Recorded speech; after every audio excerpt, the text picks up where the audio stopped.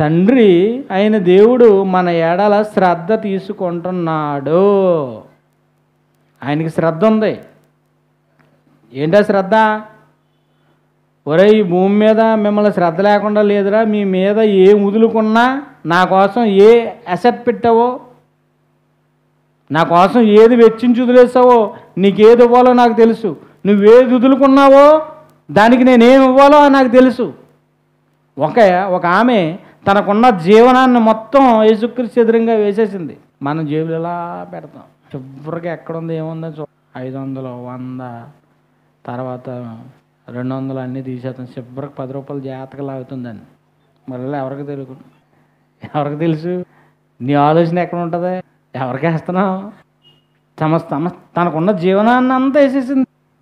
ఈమె అప్పుడు యేసు ప్రభు అంటున్న మాట, లేమిలో ఉన్నప్పుడు మొత్తం వేసేసిందంట. ఎవరు నీతిమంతులుగా తీరుతు, అలా నీతిమంతులుగా తీరుతున్నాడండి.